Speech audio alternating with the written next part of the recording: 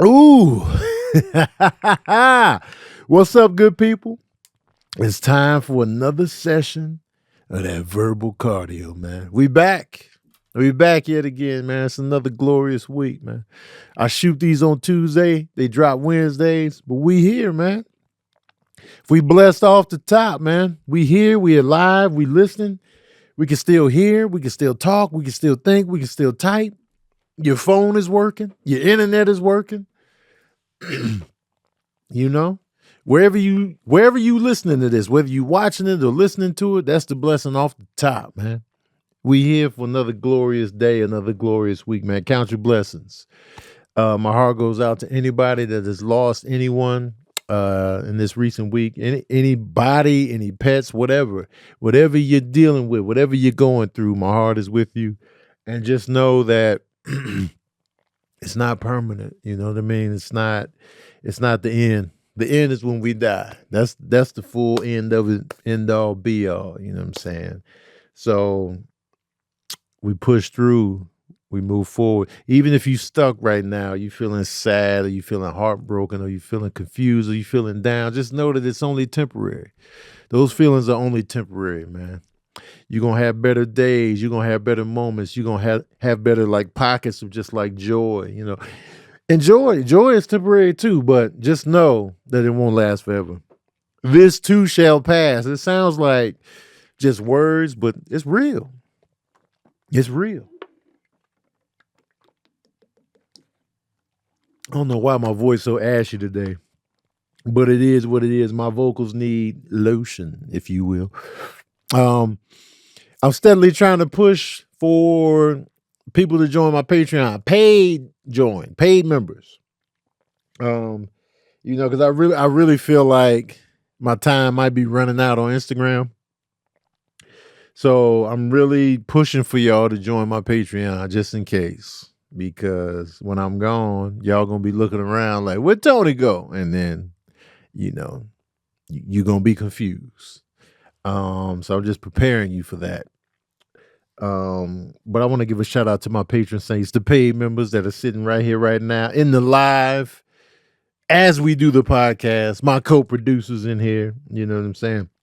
Randomly CJ, Ebony Walker, Coco Puff, Kobe McGuire, Tanisha Turner, Tony Ant, Keish, Passionate for God, Simone L, that guy Kev B, Dominic Lachey, Chase Ali, Randomly CJ, Sharon McD, Candy Cammy, Retha, Trey Porter, Jay Edwards, Zakia, SF49er Girl, Bundy McBuckets, Courtney Black, Deanne, Heavy B, Miss Scorpio, Dallas D, Chris McNeil, Marshawn Waller, Miss Crawford, Linnea, Lana, Overdrive Pixie, Tanya R, Cian, S Money 45, Miss Miles, FTW, Tiff-tastic, Sherry Tucker, Cat 87, King Panda, David Williams, the list goes on and on. Keen Beans, James Jacks. I appreciate y'all, man. Thanks for being members of my Patreon, my patron saints, if you will. Thanks for being paid members. Thanks for going above and beyond. I appreciate y'all. We back. I want to do some follow-ups and some. So we just posted a link from the Ball Brothers episode that just dropped today. So if you like the Ball Brothers podcast, go to Kev on Stage Studios. The new episode is up. Black celebs, we feel like can make some mac and cheese. But I stepped outside of the black waters because, black ain't everything. All right.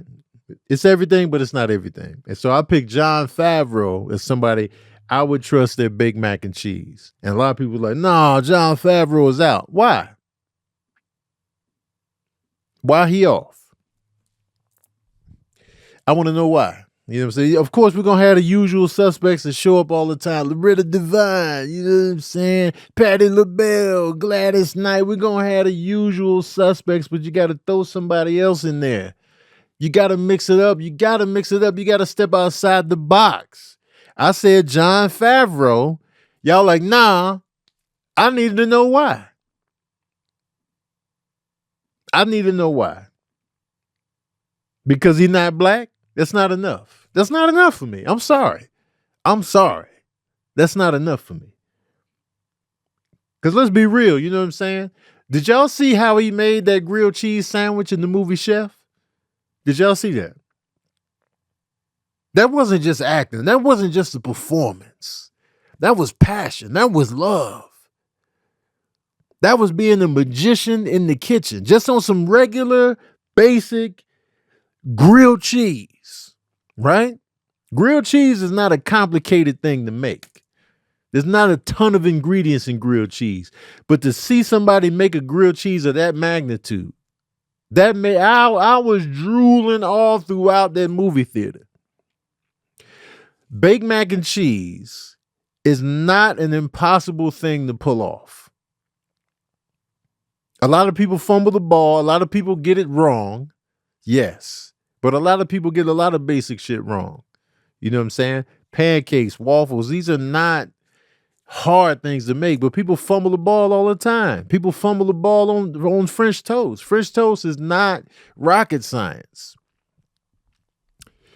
And I feel like if you really about that kitchen life, if you really serious about what you cook and what you prepare, you can make some baked macaroni and cheese. And I feel like Jon Favreau's mac and cheese would be fire. And everybody that's saying no, y'all not giving me good reasons why not. Y'all just be saying shit. A lot of people just be saying shit without a good argument on the back end. You know what I mean? And so he put a variety of cheese in his grilled cheese. In that scene, there was a variety of different cheeses, right? And that's one of the key ingredients to a good baked mac and cheese is that you got to have different cheese tones in there. The mac and cheese I grew up, eating from my mom and making myself, there's different cheeses in there. There's some sharp cheddar, there's some mild, you know what I'm saying? There's different flavors going on within to come together for this dynamite ass baked mac and cheese. And you got to make a batter. You have to have a liquid batter for your mac and cheese. You can't just put the macaroni in there and put the cheese on the top and then butter and then call it a goddamn day. No, you have to make a batter for the baked mac and cheese. That batter is essential. You gotta season that batter up. You gotta have the evaporated milk, the eggs, and the seasonings that you put in that batter are essential for the baked mac and cheese. It's not just the noodles, all right? The cheese is a part of it. Yes, the cheese is a part of it, but you got to have that batter correct. All right? But y'all don't want to hear from me because Tony's vegetarian. He's vegan. He's vegetarian. Yeah. Somebody said no eggs. Nah. Nah. Mm-mm. Y'all ain't never had no Big Mac and cheese with eggs in there? See, you already let me hush. Let me just shut the fuck up because some of y'all just ain't ready. Some of y'all just ain't ready. Y'all don't know what's really hood out here.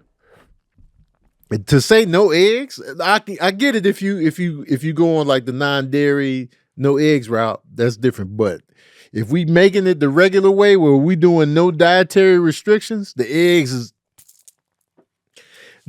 is mad important in the baked mac and cheese. Let me tell you something, man. This ain't no crab cheese and macaroni, man. This ain't no blue box bullshit. This ain't no Velveeta bullshit, dog. We talking serious business, baked mac and cheese.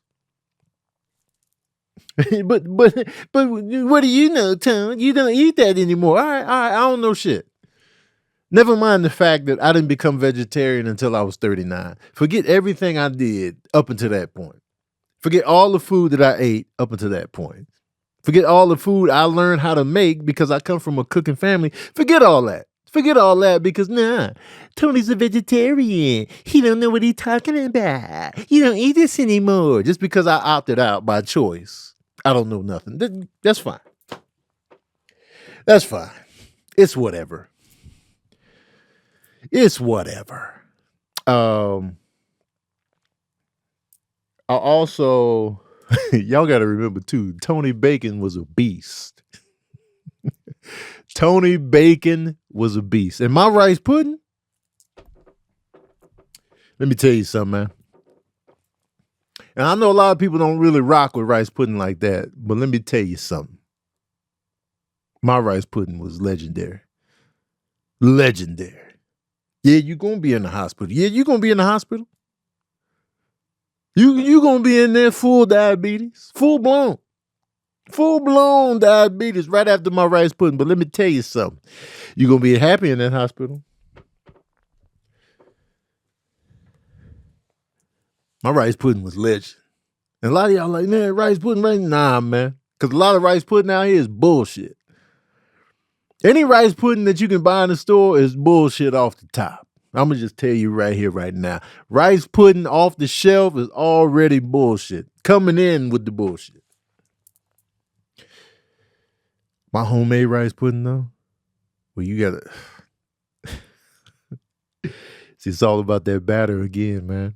So you make the rice. The rice is just going to be the rice. You got the rice off to the side. You done cook the rice. Boom. Bow. Rice is over there. And you got to get that batter going. You got the whipping cream, the nutmeg, the cinnamon, the eggs, the vanilla extract, the sugar. Oh, oh yeah. Oh, yeah. You mix all that together and you mix it to taste. And then you have to offset because the rice is going to absorb a lot of the stuff. So you got to offset the taste of that batter that you created with the rice pudding. You got to offset that when you add the rice. The rice is going to be, nah, man, we absorbing. We taking all this. We taking all the nutrients. We taking all the flavor. So you got to make sure that the sweetness can withstand the rice taking all the fun out of everything, right? You got to get that going. Keep tasting it. Keep tasting it. It's going down. Then when you make all that, and I put raisins in my rice, but I know a lot of people don't fuck with raisins. I know a lot of y'all don't like raisins.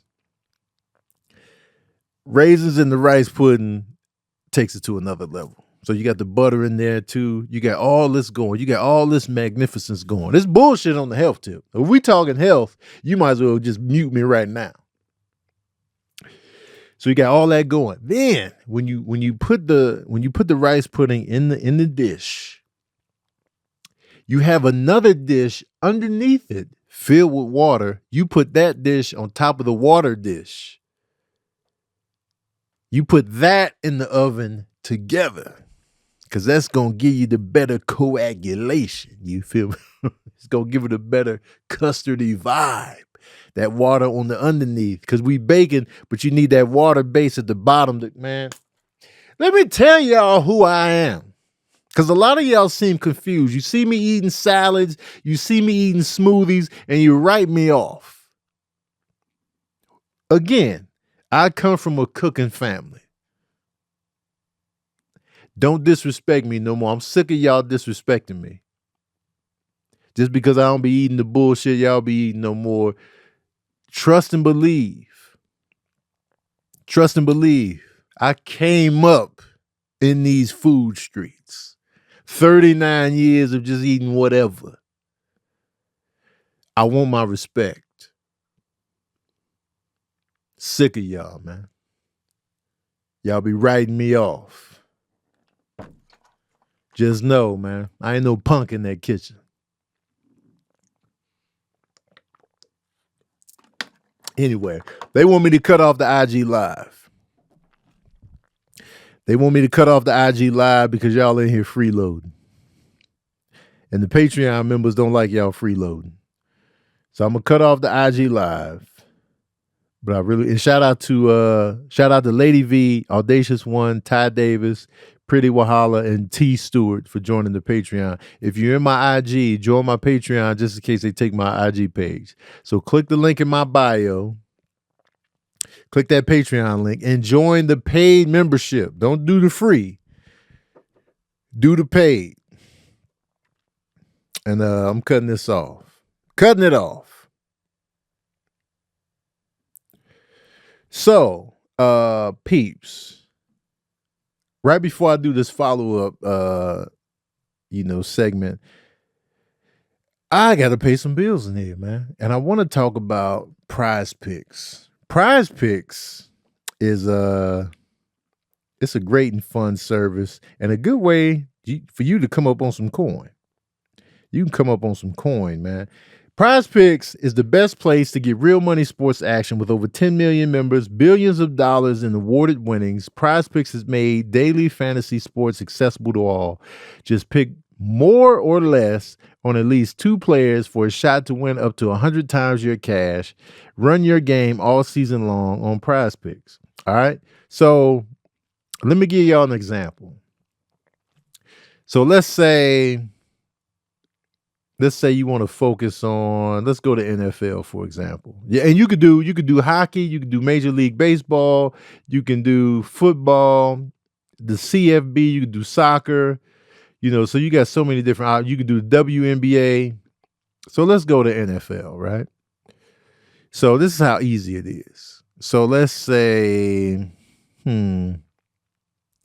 let's go with, I'll just do quarterbacks. All right, let's say Geno Smith, the quarterback for the Seattle Seahawks. Is he gonna, so 264.5 passing yards, you pick more or less? So you predict like, all right, he's gonna do more than that or he's gonna do less than that. So you look at, all right, so they play in Atlanta, so I'm gonna go more. Boom. And then you pick another player. You could do Derrick Henry. Is he going to do more or less than 92.5 yards of rushing? I'll say more. Boom. And then boom.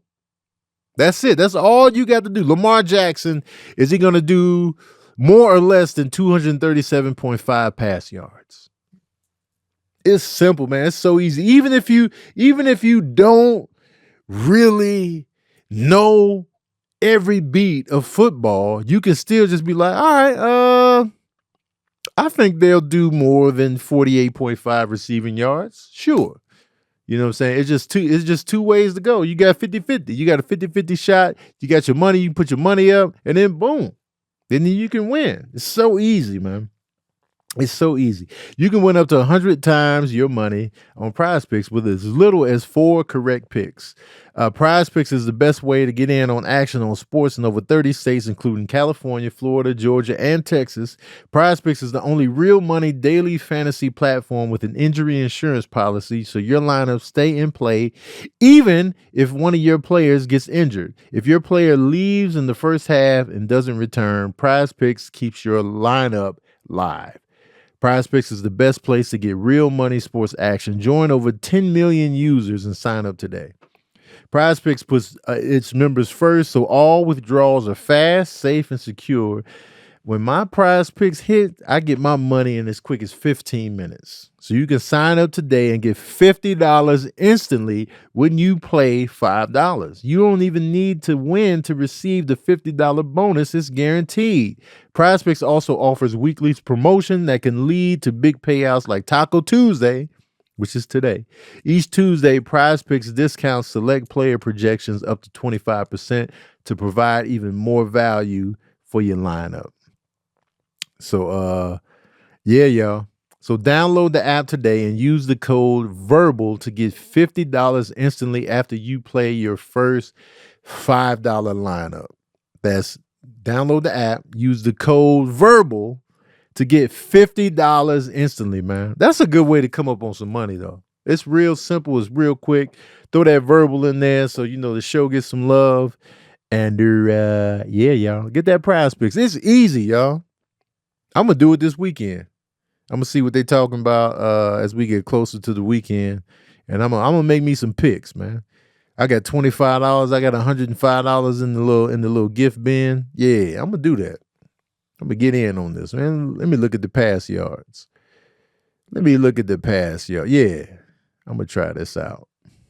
Not try it out because I've done it before. I'm going to do it again this weekend, man. Y'all should too, man. Let's do it together. Man. Come on.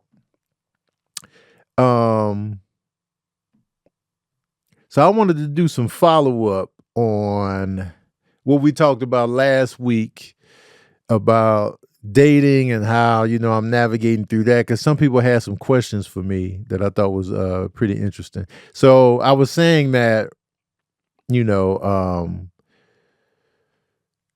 I feel like women should make the first move Not because one of my homegirls was like, y'all just want to be princesses now. You know what I'm saying? This, that, and the third. So you have a section of women that feel like, nah, they want to be hollered at old school style. You know what I'm saying? Approach me, holler at me, whatever. A lot of women are holding on to that, which is fine. That's what they prefer. But a lot of women don't. A lot of women don't want to be bothered. A lot of women just would rather not, especially, let's be real. Some of these women are drop dead gorgeous. And if you drop dead gorgeous, you going to get hollered at. Soon, can you imagine? Every time you step out the house, whether it be a grocery store, whether it be a social function, whether any place where it's a lot of people around, and you're getting stopped damn near every time you go out the house. That has to be annoying. And if you got social anxiety, you might not even want to leave the house because it's just like, yo, I just need to get some tomatoes, seasoning salt, and paper towel. But you sitting there in your car like, I just want to go in here and just get this stuff and not be bothered. Some women deal with this where it's just like, man, please, I don't even want to hear it. So already when you walking up, she's already just like, what? In her mind. And so a lot of women just don't want to be bothered. And so you got to respect that. So it's just like, but a lot of people want that old school, pull up on me in the produce aisle, but some women just like, leave me the fuck alone. Because I'm sick of this, man. I've been going through this my whole life. I can't go nowhere and just, just chill without having. And a lot of times people are not comfortable rejecting people. I know y'all can be like, no, it's easy. It's easy to you could just say you're not interested. You could just say you got a boyfriend, but some men are pushy. And so now they got to come up with something. Now they got to cook. And then you got the fear element. What's going to be the backlash on this rejection? Why I got to give them a fake number? Why I got to give them a fake name? Why I got to give them a fake relationship status? Why I got to do all this? I'm just trying to exist. I'm trying to mind my own business. So it's a lot of things that we don't consider that women go through. Even other women are saying, just holler at us, man. We change it. We getting soft as a society. No, we're getting more mindful of what women go through in their mental. So, and when I say, women need to approach us first, y'all don't have to do the full approach and be like, yo, what's up? I see you over here, boy. You over here looking all good. What's up? What's up? You ain't got to be doing all that, but it's safer just to give us an in to where we know, okay, you just gave me a signal. You just gave me a heads up. You just gave me a little something to work with to where I could be like, oh, you've opened the door for communication. And I know you're good with it. That's all we asking. That's all we asking. You ain't got to roll up with the full mag down. But we just want to, there are a lot of men out here that just want to make sure that we're welcome into your space. That's all it is. So one girl asked a valid question, like, with that mindset, Tony, how did you approach women before social media? Since you holler in the DMs or whatever from a safe distance, how did you holler at women before social media? Valid question. Okay, so here's my little origin story on how I move in regards to that, right? I'm shy. I know y'all don't believe it. I know y'all be like, Tony, man, you talk on stage for a living, man. You ain't shy. Look how you be cutting up, man. You be cutting up. At my core, I'm a shy individual. Trust and believe me when I tell you I'm not just bullshit. I'm shy. So when it comes to talking to a girl that I find attractive, just out the blue, it's not like an organic conversation. It's not like a social function where I can just engage with you organically. This is like me approaching somebody that I find attractive.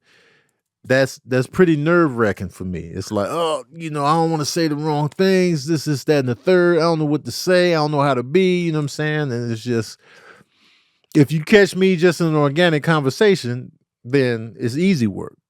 But if it's like, I'm coming up to bother you because I find you attractive, that's when I get in my head a little bit more.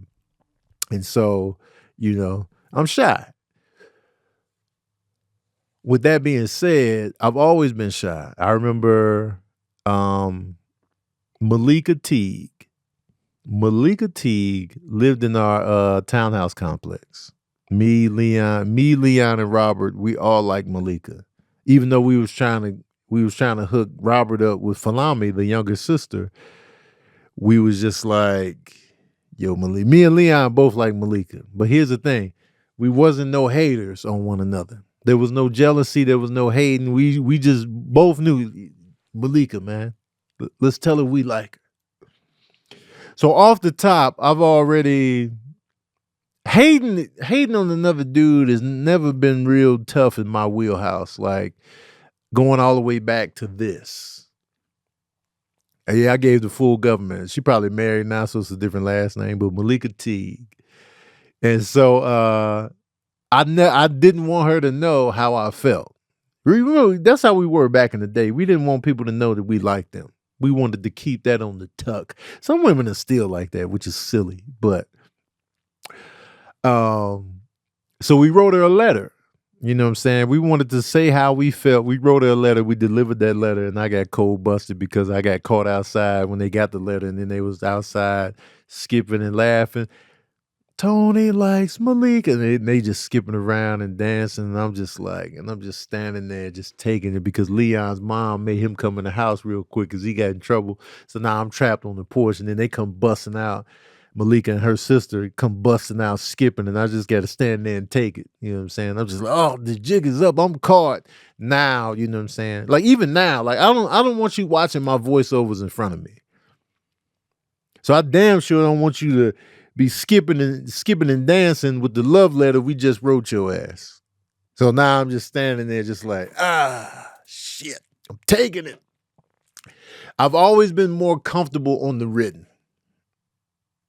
So fast forward to, upper grades now, because this is all elementary school right here. So fast forward to like, junior high school, I like giving you the letters. I'm a letter writer. You know what I mean? Like I'd rather write you the cold letter. So I remember another girl I liked. Leon had better handwriting than me. So I would have Leon write the letter. I would tell him what to say, and I'd be like, all right, so put this in there, Leon. Because Leon had the better handwriting. So Leon writing the letters, I'm giving him what to say. And I give her the letters. I'm like, yeah, they passed that. But I would have Leon deliver the letter. Like, yo, Leon, man, give her the letter in between classes, man. You know what I'm saying? For your boy. So I've always been more comfortable on the written side of it.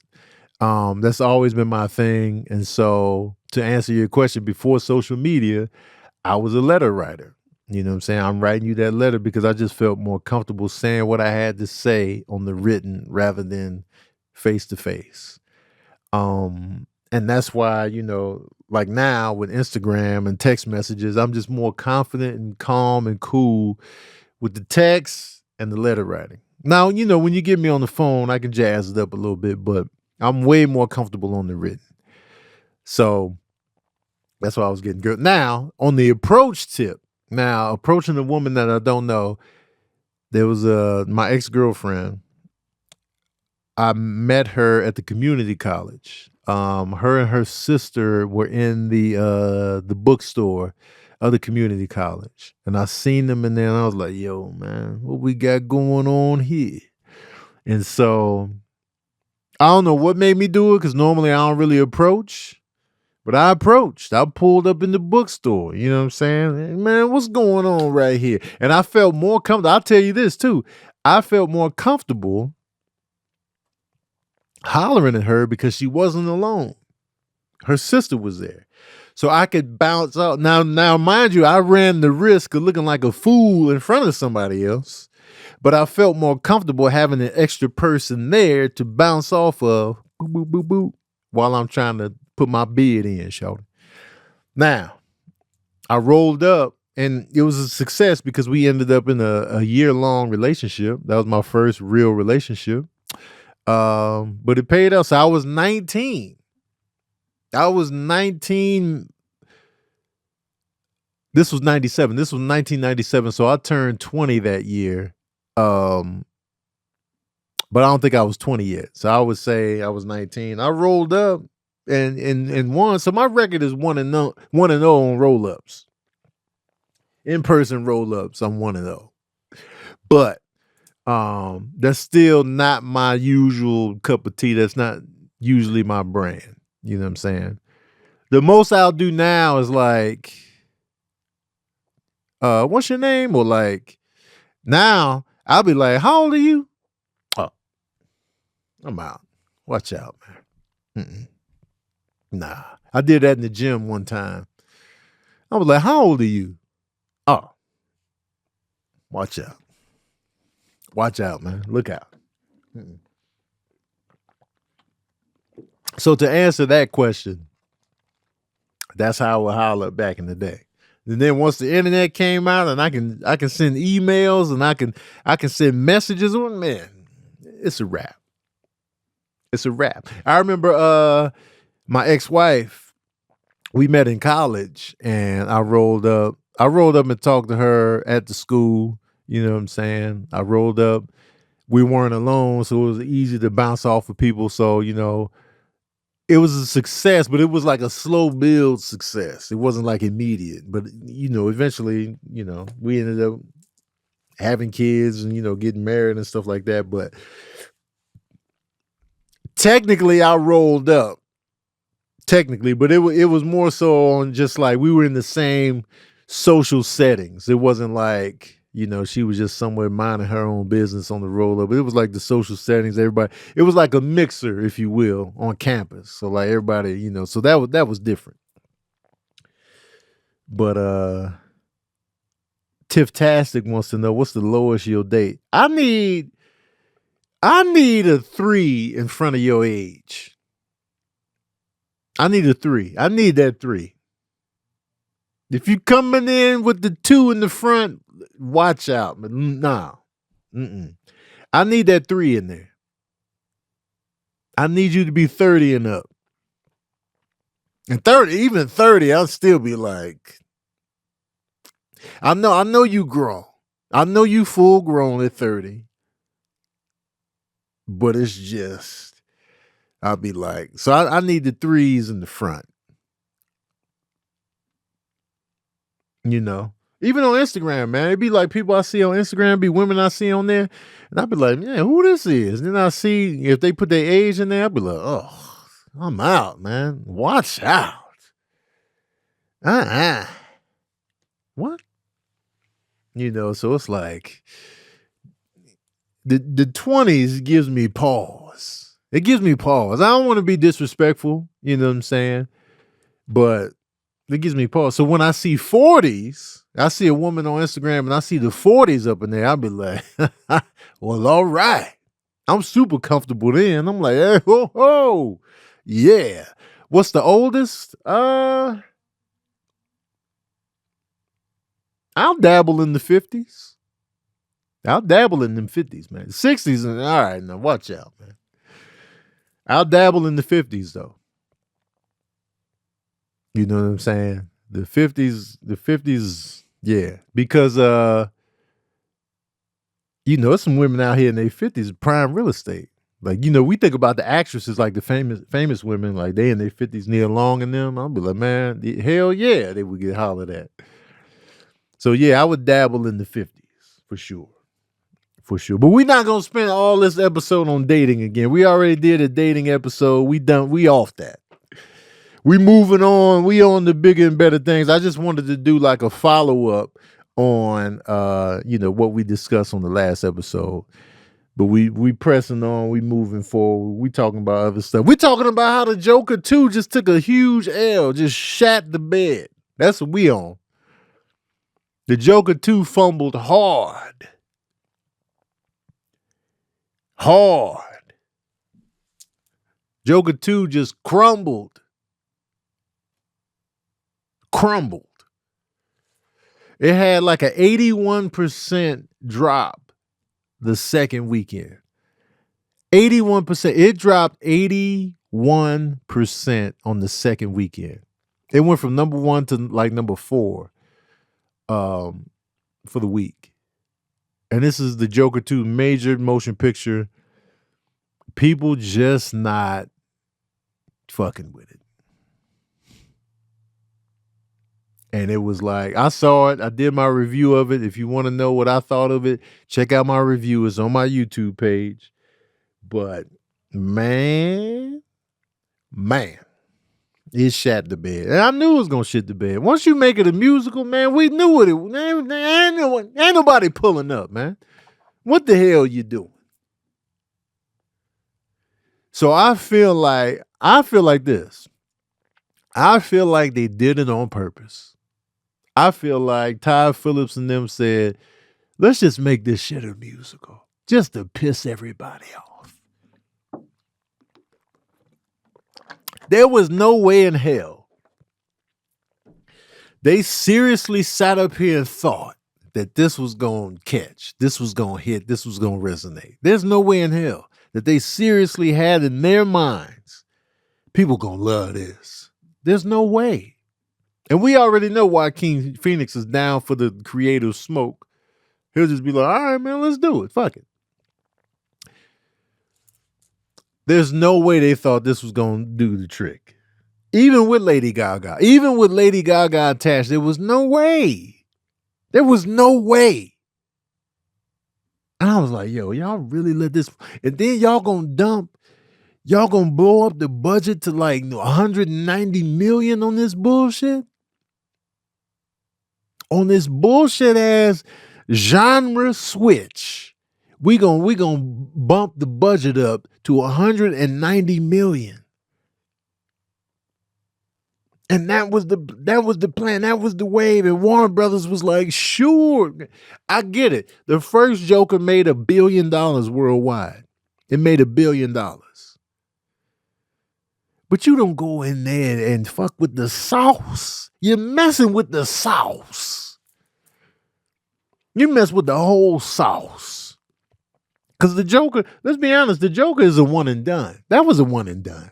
If you're not really going to truly connect it to like Batman and stuff, that's a one and done. If we're not going to have a Batman connection, what's the point?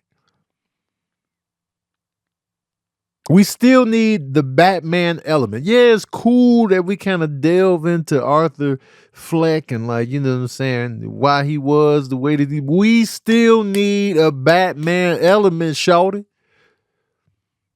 I know the Joker is one of the most iconic villains of all time, but he ain't no villain if we ain't got the Batman.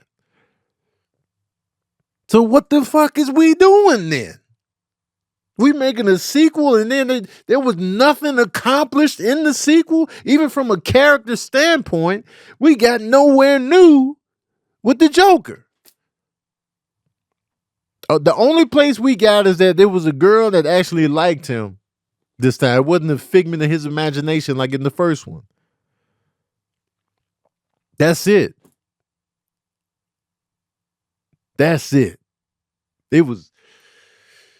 They fumbled so hard. This has to be one of the biggest sequel fumbles of all time, man. 81% drop off. 81%. Trash. All right, let me pay some more bills real quick. Speaking of movie making and filmmaking and actors and all that, Masterclass is in full effect, man. Masterclass is fantastic because it has so many. Let's say you are into arts and entertainment, right? You can get a masterclass from Amy Poehler, Steve Martin, Judd Apatow, James Cameron, Samuel Jackson, Martin Scorsese, David Lynch, Spike Lee, Ava DuVernay, Jodie Foster, Natalie Portman, LeVar Burton, Issa Rae, Penn and Teller. You know what I'm saying? The list goes on, man. Or if you're into music, since we're talking musicals as well, Christina Aguilera, Timbaland, John Legend, Yo-Yo Ma, Metallica, St. Vincent, Alicia Keys, Christina Aguilera already said that, Questlove, Ringo Starr, Nas, Herbie Hancock, Carlos Santana, Usher Raymond, Mariah Carey, Reba McEntire, Sheila E. They all have master classes on Masterclass, man. Y'all got to get in on this, man. The conversations that we have on this show always get me to thinking about, like, you know, stuff like that. We talk about food. You got master classes on food. We talk about movies. We talk about music. You get a whole master class on all of this from the best of the best. From the best of the best. These ain't no scrubs. All right, with Masterclass, you can learn from the best to become your best. Masterclass is the only streaming platform where you can learn and grow with over 200 plus of the world's best for just $10 a month. $10 a month. That's only $5 more than if you join my Patreon for $5 a month. This is only $5 more, and you getting lessons from the best of the best. From the best of the best in the game. $10 a month, an annual membership with Masterclass gets you unlimited access to every instructor. You can access Masterclass on your phone, the computer, the smart TV, or even in audio mode. All right. You can build your confidence through humor with comedic icon Kevin Hart.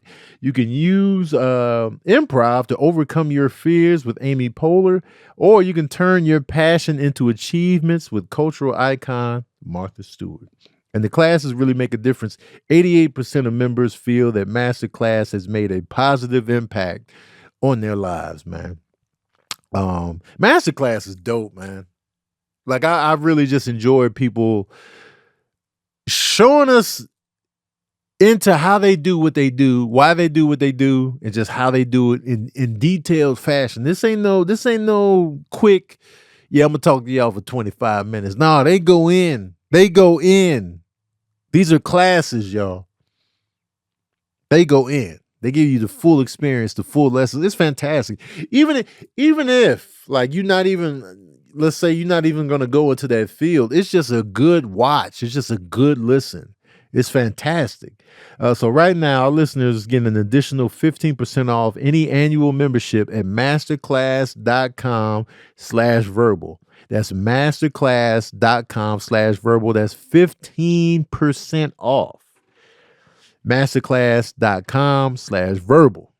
Get in on that, man. Don't forget to throw that verbal in there, man. Get you a discount, man. Get you some good listening and some good watching from the best of the best.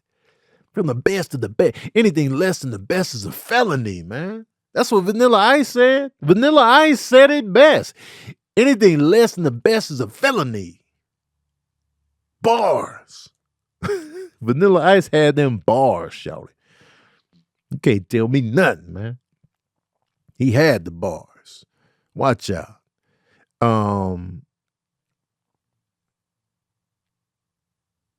Let me tell y'all something, man. I try to be in a space of peace. I'm at a stage in my life right now where I'm paying for peace of mind. That's what I've decided to really spend my money on. Is peace. You know, I say no to a lot of things and a lot of people. I know my limits. I know my boundaries. I know what's going to serve my mental. And I'm really paying for peace of mind. So when I decided to buy a house, I'm terrified. I'm shook. I was absolutely mortified to do this. To buy a house in Southern California by myself for dolo, no cosigner. I was terrified. You know, the housing market in California, especially Southern California, is ridiculous. It's ridiculous. The prices of home ownership down here is disgusting. And so I was terrified. And then I didn't know where I wanted to live, where I wanted to be. Shook. And I finally stepped out on faith. I'm not a big money spender. All I spend my money on is Jordan 1s and food and clothes, but it's not like my clothes are super expensive. So clothes, Jordan 1s, food. That's pretty much the bulk of my spending habits. I don't take fancy trips. I don't buy super lavish clothing. I got one car, so that's off the table. I'm just not a big spender. I don't like to spend too much on hotels and all that flashy stuff. I just be, setting my little ways and just like, all right. So, my money grew, like it grows, and I just, put it away, I save it or whatever. So I was like, all right, let me finally buy a house because, and people in the real estate, Robin would tell me, yo, it's time, TB. And like, Sabrina's she's a real estate agent now. So she was like, yo, you really need to think about buying a house because that's something that it's an investment, but it's also something for your family that, Sincere can use, later on down the line. So it's just like, yeah, you're right.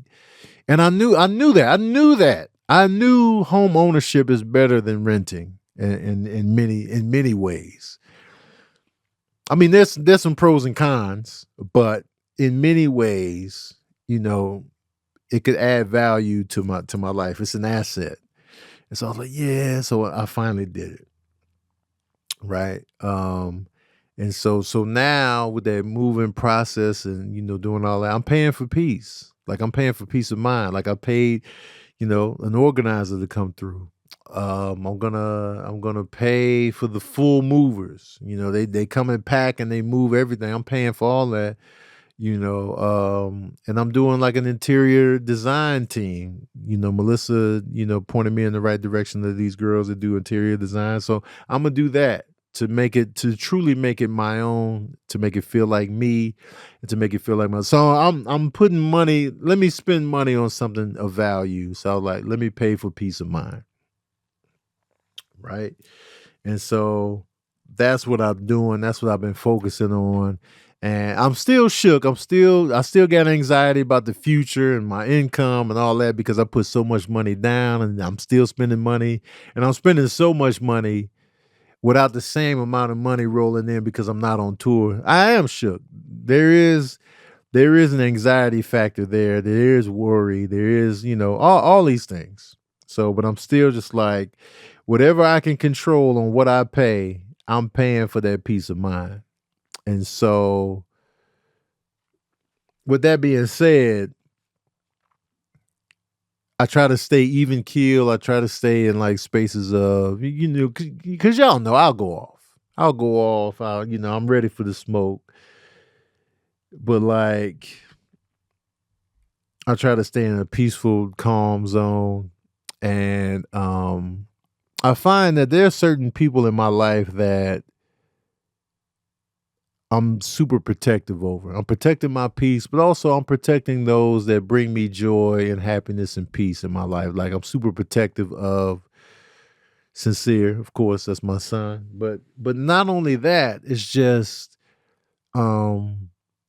there are people in my life that I'm just super protective of. Like going back to my friends, like my friend Andre, I'm super protective of him because he don't bother nobody. When people I love have a truly like they don't bother nobody spirit, I'm super protective of them because they don't bother nobody. So don't come for them.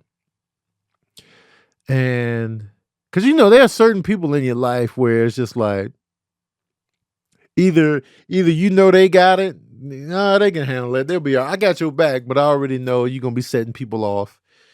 And I get why people, might come for you. Non-problematic, you know what I'm saying? So, my ex-wife is non-problematic. Sabrina's non-problematic, and people keep messing with her about our relationship. Y'all keep coming at her, talking about y'all broke up because of this. You did this. You just making shit up. Asking other people that I know, yo, did Sabrina cheat? Is that why? If y'all don't sit the fuck down and stop, You know, and I'll be like, yo, Sabrina, you want me to say something? Nah, this is gonna make it worse. I'll be like, because I'll be ready to, because she don't bother nobody. My ex-wife don't bother nobody. Sincere don't bother nobody. Now, when I get to my friends here, they don't bother nobody. It's two in particular that I'm super protective of. That's Kev on Stage and Tabitha Brown. They don't bother nobody. So when people, I swell up more than if somebody came at me if you come at them, because they don't bother nobody.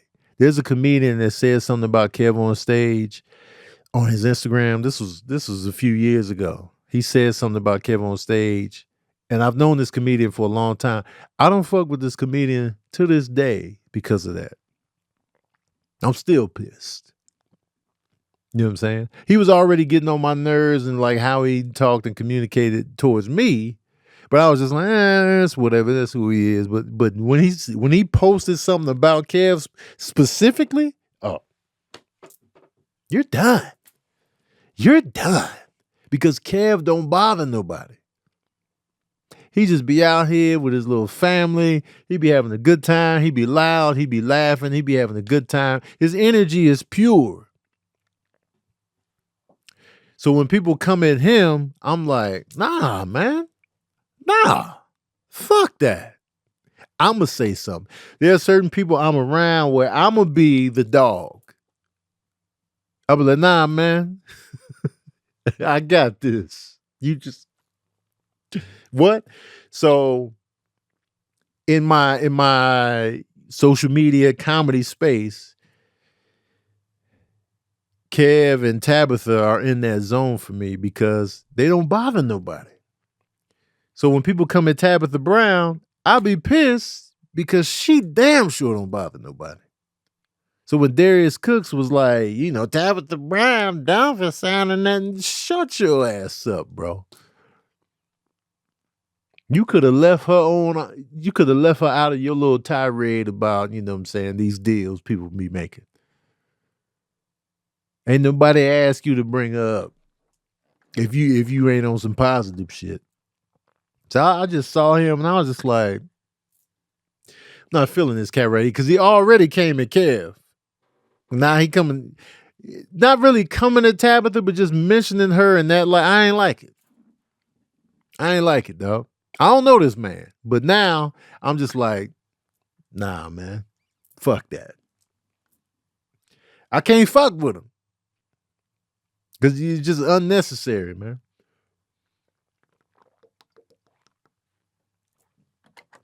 So nah, I wasn't feeling it because these cats don't bother nobody, man. They just out here loving life. They're successful. They're having a good time, and they just out here flourishing. Just let them flourish and hush. He rage bait. I don't know nothing about him like that.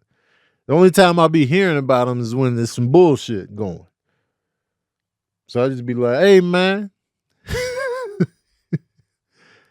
hush. Because these people are a part of my piece. Like when I be seeing Tabitha Brown post some stuff, she be saying stuff that just be right on time. You know what I'm saying? When you feeling down, when you feel a certain way, she'll just say some stuff. You be like, man, this is right on time. And Kev is a good friend, man. Like he always be looking out for me and like just giving great energy. He just be making me laugh. And I'll be like, man, good ass time. I'm protective of certain people. You know, and so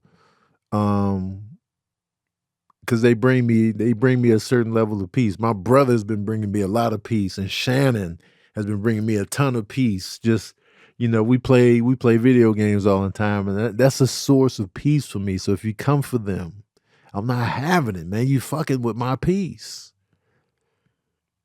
and I can't have that. I'm striving for peace, as peaceful as I can make it. And I know I be coming for people that be negative in the comment section. I know I be firing back. I can't help it.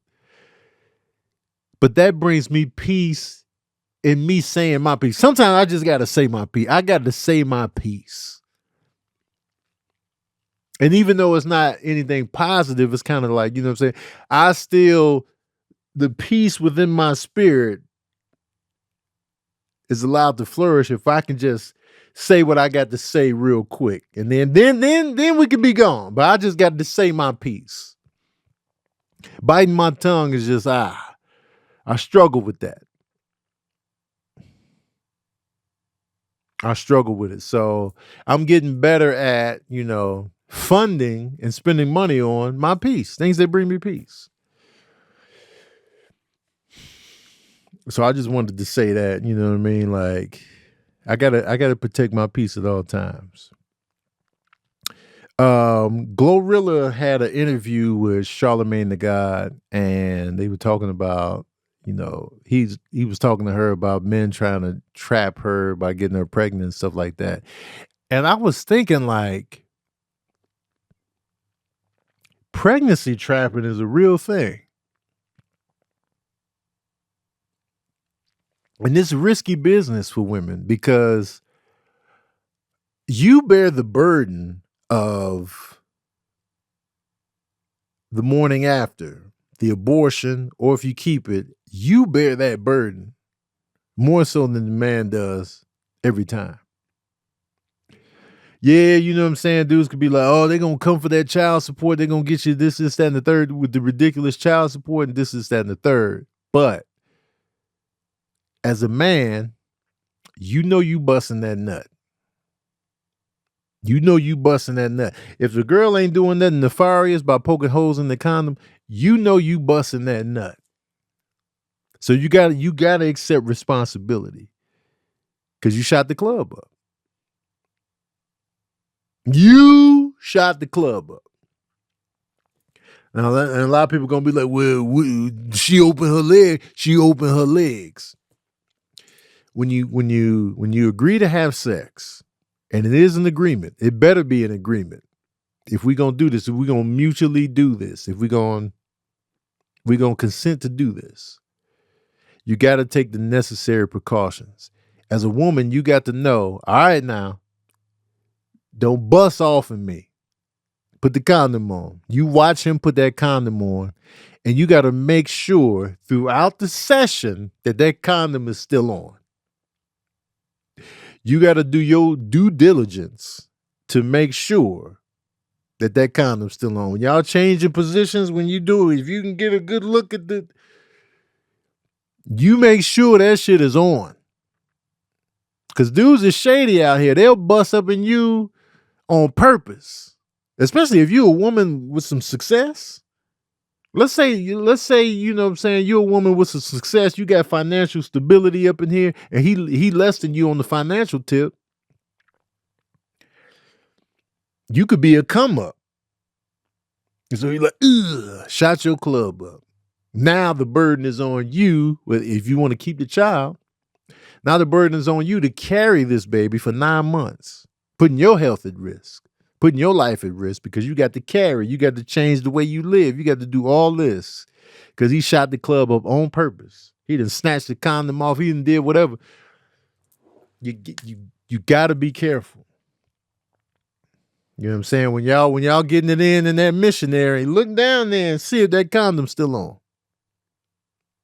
The second hold on, you can see it. If a condom breaks, it's not gonna hang up top to where it's gonna snap all the way loose. All you're gonna see is a ring at the bottom, at the bottom of the shaft.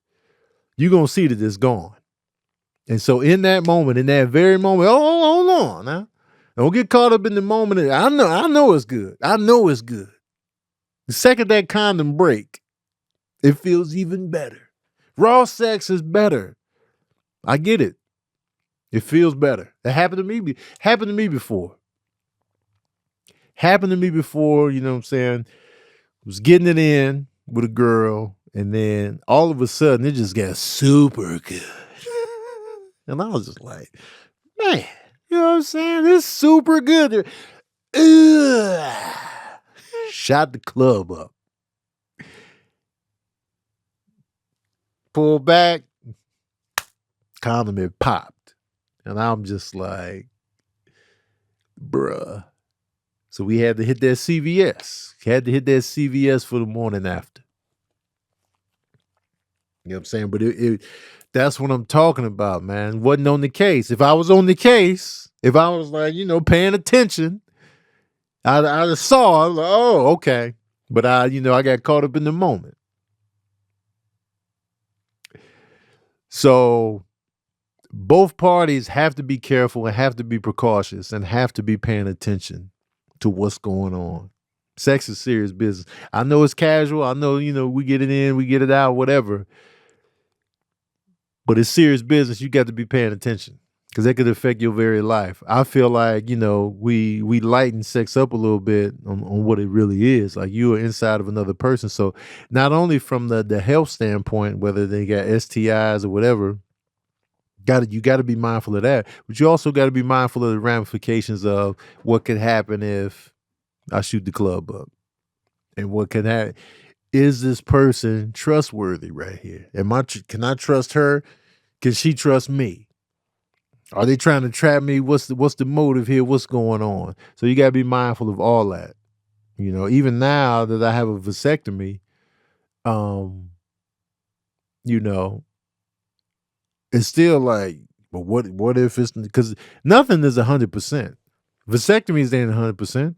So, it could still be, I can still, oh snap, man, I had the vasectomy, but it still went through. You never know. You never know.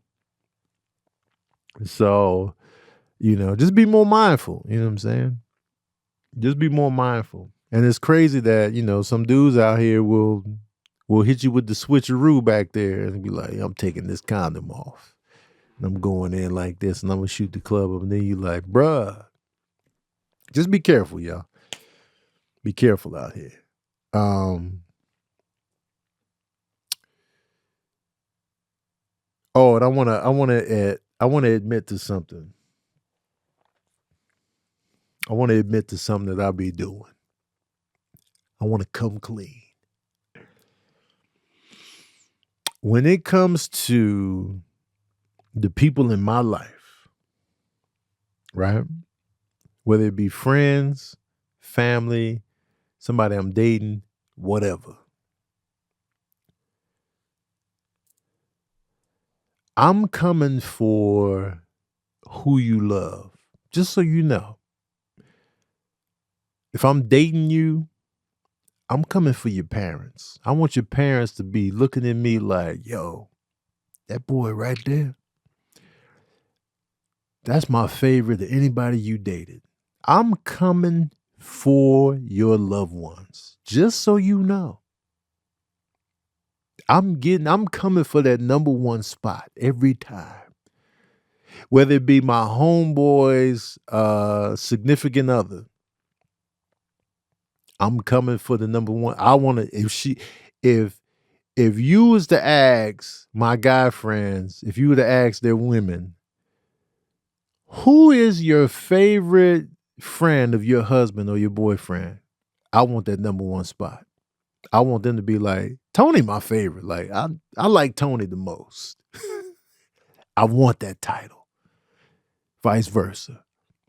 If it's my home girl and she got a boyfriend or whatever, I want her boyfriend to be like, yo, I don't really rock with your guy friends like that, but I like Tony. I'm coming for the number one spot every time.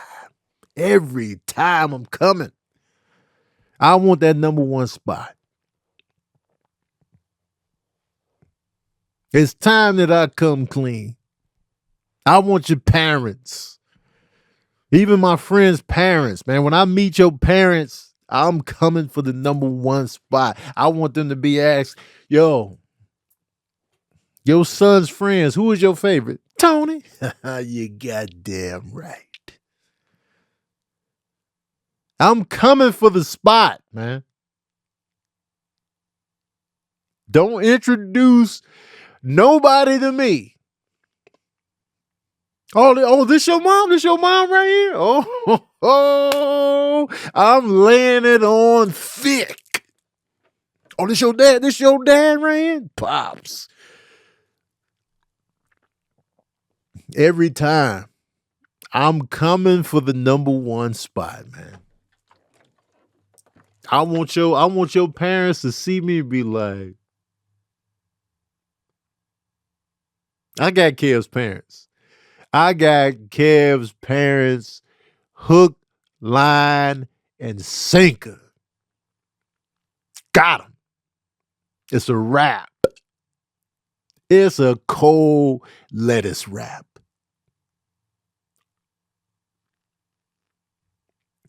I'm coming, man. I'm coming for that spot. Sorry. Don't introduce your loved ones to me because it's a wrap. It's a wrap.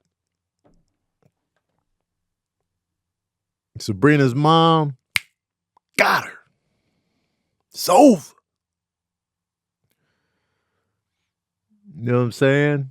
Got the kid, got the Frederick boys. JoJo a little harder to read, but I got Zay. Got him. Got him. It's a wrap, man. I'll be wanting the surveys, man. I'll be wanting the list. I'll be like, who, if you had to rank your husband's friends, where do I fall? And if I'm low on the list, I'm gonna put in the work to climb to the number one spot. I remember when me and my ex-wife had broke up. This was years before we even got married. We had broke up one time. And she was pissed because her family kept asking about me. She was pissed. She was like, man, don't be bringing him up. I hate him. I was like, man, how's Tony doing? Where he at? I'm just like, I got him. I'm just giving y'all fair warning. I'm just giving y'all fair warning. I'm coming for your loved ones, your parents, your significant other, your kids. Even like, you know what I'm saying? Because it could be tough. Like, let's say you're a girl and you start dating a guy and they got a group of friends. Sometimes it could be a little nerve wracking for them to come in a new space with the new people and all that good stuff. I'm gonna make you feel right at home. I'll be like, oh, this shit, lady, man, what's going on? This, that, and the third. I'm gonna remember you now. I'm gonna care about you. And then later on down the line, they will be like, man, your friend Tony, he a good friend. Gotcha, man. I just had to come clean, man. Cause I'll be doing that. Now, Shay Love Lewis asks, have you ever asked yourself, why do you need the validation so much? Because it feels good. Because it feels good to me. It feels good to know that this person that I already care about, it feels good to know that the people that you care about like me. You know, that feels good. I'll be like, perfect. You know what I mean? Because who wants to be seen in that regard? Like, I don't really like your friend. Like, don't nobody want to be on that side of it. So it's like, yo, you value these people. These are the people that raised you. This is who you married. This is, you know what I'm saying? Whatever the case may be, these are your most prized individuals. And for them to like me, that's a good ass time right there. So I'm coming. I'm going to get them. Watch out. Got your ass. Hold on.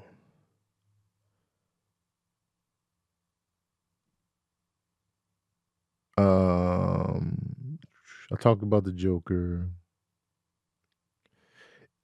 Emil Hardy asked me, what stupid thing or idea makes you laugh uncontrollably? First of all, putting L's in words that don't have them just always, it always makes me laugh.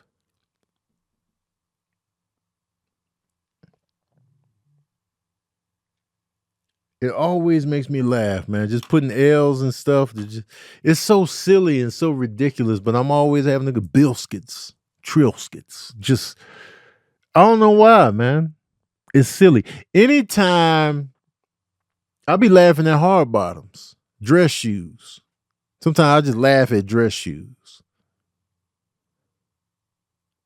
Or like, I laugh at people's first and last names a lot. Like, depending on what the first and last name is, I'll be dying.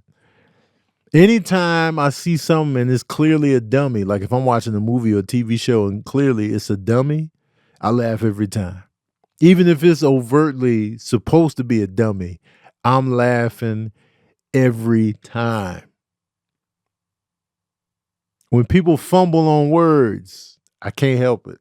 I'm laughing. If I do hold back the laugh, I'm laughing internally.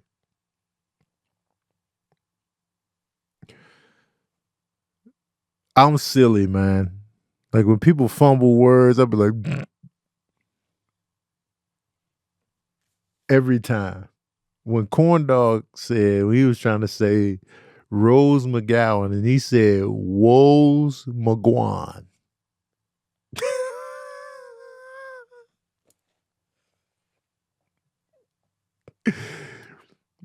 Done. To hear his fumbles be folding me right up.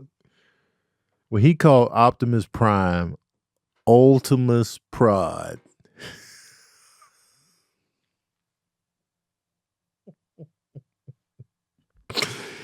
When he called Mark Wahlberg Moik Woidberg.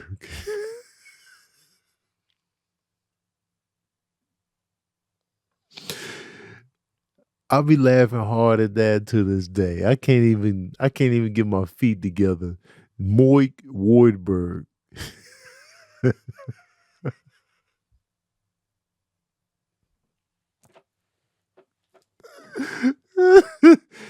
It's just stuff like that, man.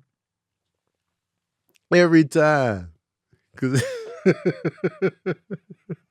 and this was years ago. This is probably like 2019 when he said this. 2018, 2019. He was like Ultimus Prod because we were having a conversation about the Transformers and he was just trying to get his feet together verbally, just trying to get up in there quick.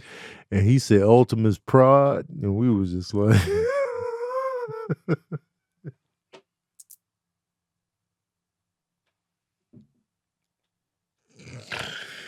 Woo. No, it's not. It's not even. It's not even on the episode. That's the sad part. That it was in person. We was in the van going to like. We was on the East Coast somewhere going to like one of the shows during the Real Comedians tour, and we were having that. But man, it was a combo of just Ultimus Prod and Moik Woidberg. It's just.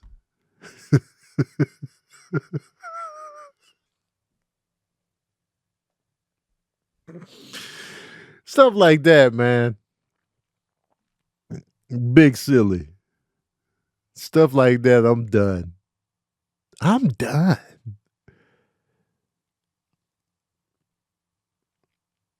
Oh, so I'll end on this. Thad Perkins.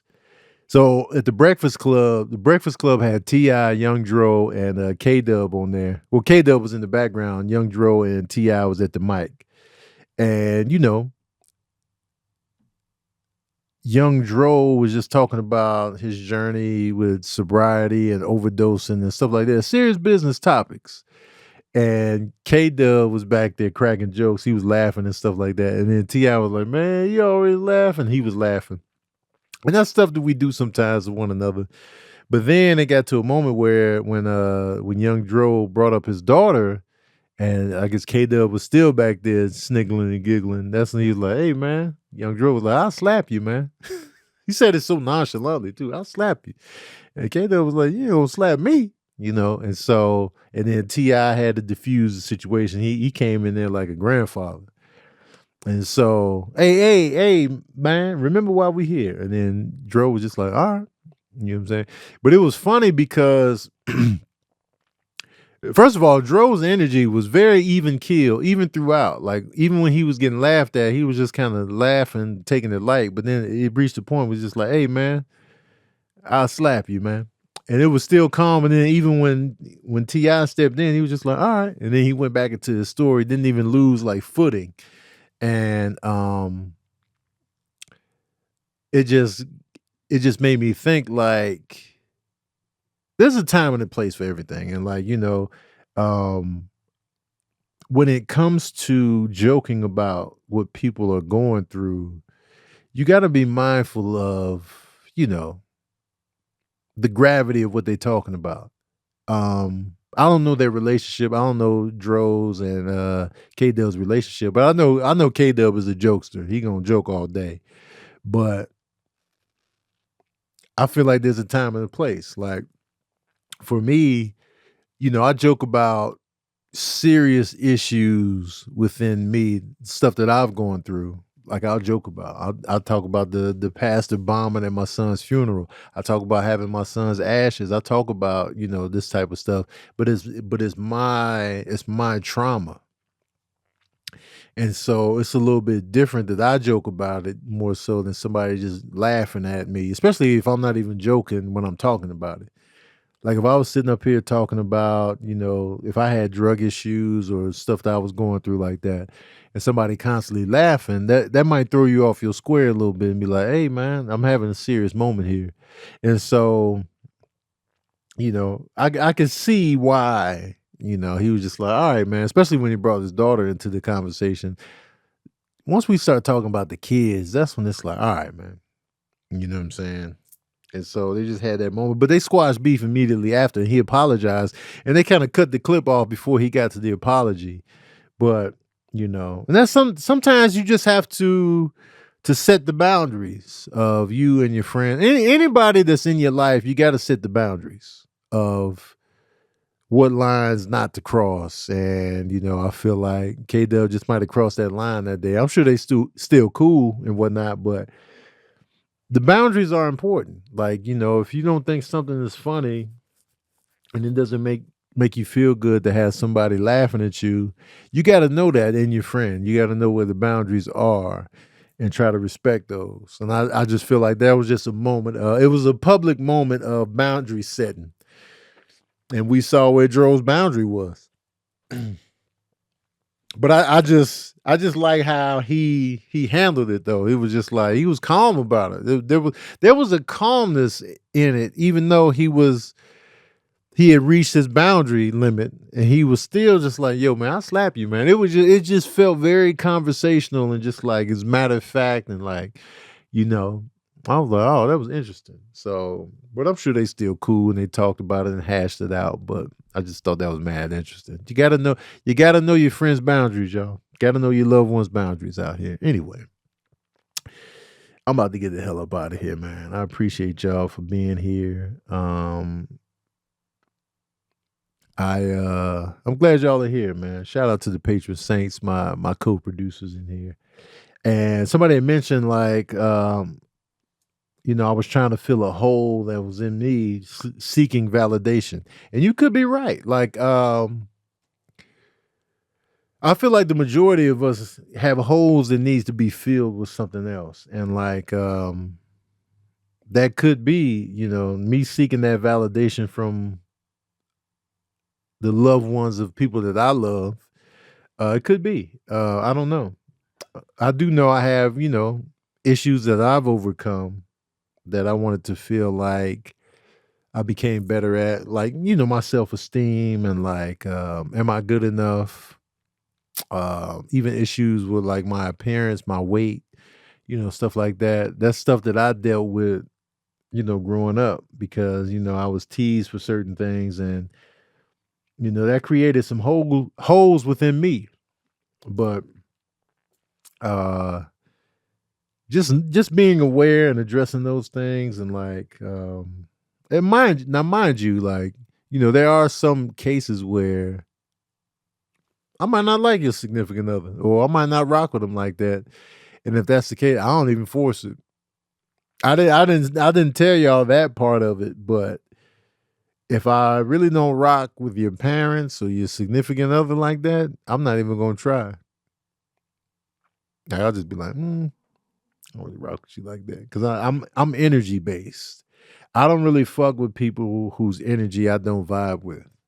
And so I'm not going to go out my way to win you over when you ain't even won me over. So I left that part of it out. I left that part out where I was just like, yeah, man, I'm trying to get them. But, you know, if I ain't really fucking with them, like if I ain't fucking with your kids like that, I ain't going to try to win them over. Like, I ain't really feeling your kids.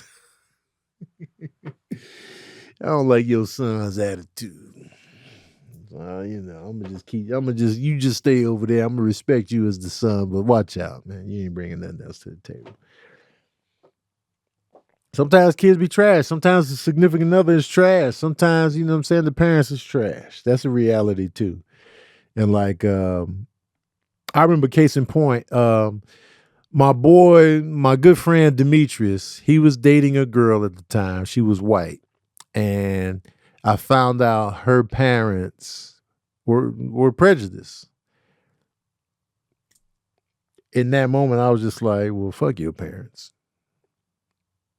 You know what I'm saying? Like, you know, so when I met them, it was they just got cold energy from me. It was just like, man, watch out, man. So I'm not always gunning for the people. You know, their energy they got to be worth gunning for.